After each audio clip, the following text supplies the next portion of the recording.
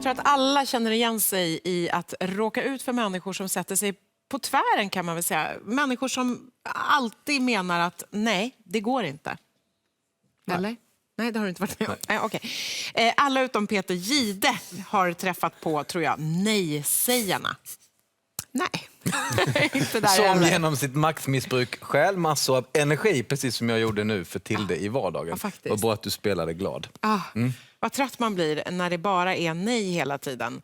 Men vi har med oss dig, Henrik Fexeus. Ja. Du ska ju få berätta för oss hur vi ska ta tag i det här.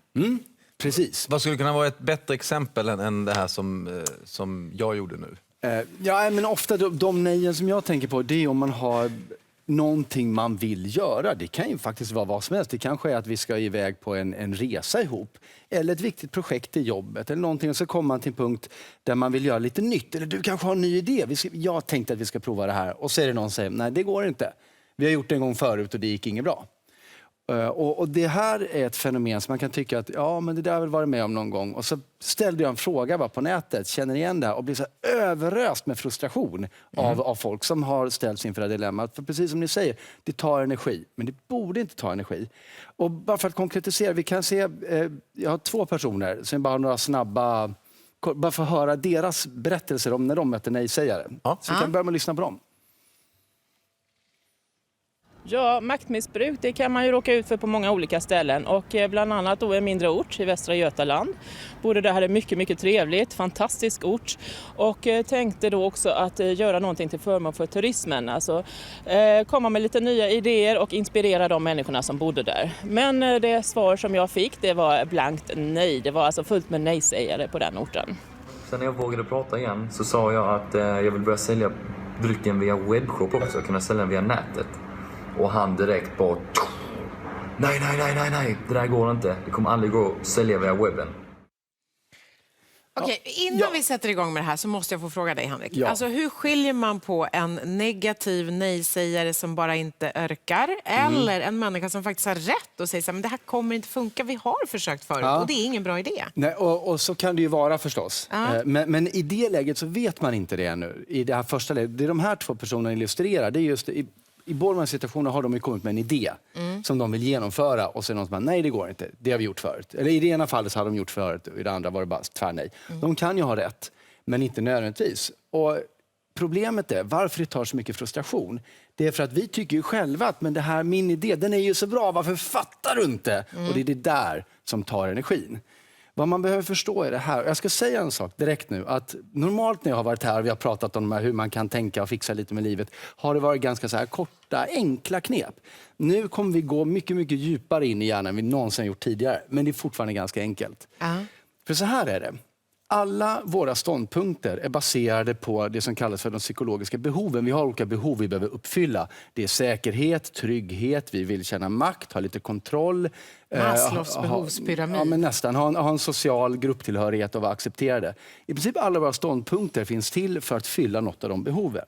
Så när någon säger det där går inte, vi kan inte göra det, så är det en ståndpunkt som finns till för att fylla ett sånt här behov. Och du kan inte vända den här personens åsikt om du inte först tar reda på vilket behov är det den här människan uppfyller nu genom att säga nej.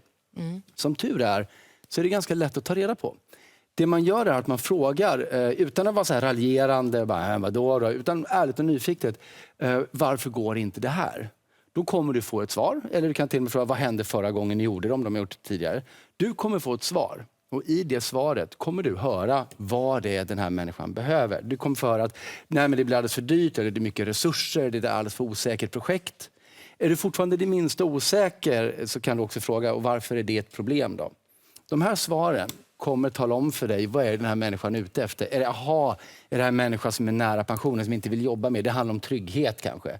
Eller är det någon som är rädd för att släppa kontrollen? Är det någon som har liksom ekonomiska trygghetstankar eller ett maktbehov? Vad du behöver göra i det läget är att pausa, gå hem, fundera på hur du ska kunna presentera ditt förslag så att det samtidigt uppfyller det här behovet som den andra personen kräver. Om det nu är någon som inte vill lägga ner mer jobb, då behöver du förklara det på ett sätt så att den här människan förstår att de inte behöver jobba mer. Är det någon som känner att de behöver kontroll, då förklarar du att det här kommer styra sitt Excel-dokument och du kommer ha makten över det, du kommer styra det. Så det är liksom nyckeln i det. Sen behöver det till 2 saker till, men är ni med mig så långt? Ja, du får ta en kort repetition. Ja, Vad hände förra gången? Där börjar man. Ja, precis. Varför går inte det här? Varför går inte det? Hände? Vad var det som hände förra gången? Och sen hade du en fråga till. Ja, och varför var det inte bra? Och varför var det inte behövs. Ja. Så det du letar efter, vad är det liksom som den här personen, varför har de den här ståndpunkten? Vilket behov är det de uppfyller? Trygghet, makt, kontroll, social acceptans. Det kan ju bara vara att jag vill inte verka vara dum i huvudet. Men det här måste du hantera. Liksom. Sen behöver du också tillåta den här personen att öppna dörren till det här problemet igen. För de har ju, eller problemet, idén, för de har ju stängt den för sig själva. Och det måste du göra genom att förklara att nu är inte då. Förutsättningarna har förändrats. Och de är ju annorlunda nu, för att det kanske har gått längre tid, ni kanske har tillgång till någonting ni inte hade tillgång till, eller bara att du är där nu. Du var ju inte där förut. Så det är den andra komponenten. Och den tredje komponenten som man ska börja med är att ni måste också komma på vad den här personen har för personlig vinning. För vi handlar alla egentligen utifrån vår egen personliga vinning.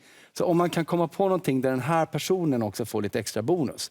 Det kan hänga ihop med det här första vi pratar om, ju, att det här behovet att du behöver inte jobba någonting på det här. Men det kan ju också vara att vi kommer få spons från ditt favoritkonditori på fikat. Dåligt, men så. Så de 3 bitarna behöver man tänka ut. Sen går man tillbaka och sen säger man det här, fast i omvänd ordning. Jag har funderat lite på den här idén. Och för dig är den personliga vinningen det här. Och nu kan vi också göra det. Jag vet att ni har gjort det, men nu kan vi göra det för de nya förutsättningarna. Det här. Vi har den här databasen. Jag finns här som resurs. Och vi gör det på det här sättet där vi inte har något ekonomiskt risktagande eller det kräver inga mer resurser. Eller vad det nu var den här människan hade för behov. I vilket forum tar man det samtalet? Vilket som helst. I stort forum alltså? Ja, eller det kan du bara ta i ett sånt här möte. Nu låter det väldigt stort, men det här kan ju handla om små saker. Det kan ju som sagt handla om att vi ska göra en resa ihop. Och de bara, nej men den där resan går inte att göra, det var inget bra. Så att det handlar om det här. Förstå vilket behov det är de uppfyller. Och tala om hur ni kan göra det här och de samtidigt har kvar det. Är du rädd för att förlora pengar? Förklara varför de inte behöver vara ekonomiskt risktagande. Är de rädda för att tappa kontrollen? Förklara varför de kommer ha total kontroll. Förklara också vilka förutsättningar som är förändrade och vad de har att vinna på det. That's it. Jag börjar genast fundera på vad jag ska övertyga dig om att vi ska göra. Tillsammans menar du? Ja. Ja, jag tänkte på programmet Nyhetsmorgon hur man ska jobba för att utveckla det och använda den här taktiken gentemot cheferna. Ja, men just säg det. ingenting till dem.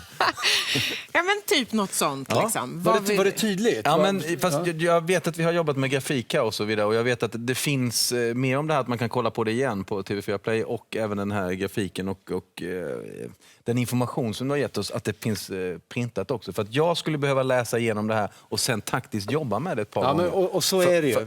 För att det var det jag menar också, att det här är en stor grej. Men om man testar några gånger så börjar man få in det. Liksom. Men är det liksom inte grunden i all kommunikation? Är det inte liksom att man tänker till lite grann? Att man kanske liksom backar hem ett varv innan man uttalar sig? Nej. Ja, men, eller, för det återkommer ju du till hela tiden. Att kanske så här, ta det lugnt, tänk efter innan du liksom svarar. Innan du kastar ur nästa grej. Precis, i kombination med en väldigt smart strategi. Förstås. Men att vara observant på den andra personen. Vad är det den här människan behöver för att få det här att fungera? Ja. Tack Henrik. Tack.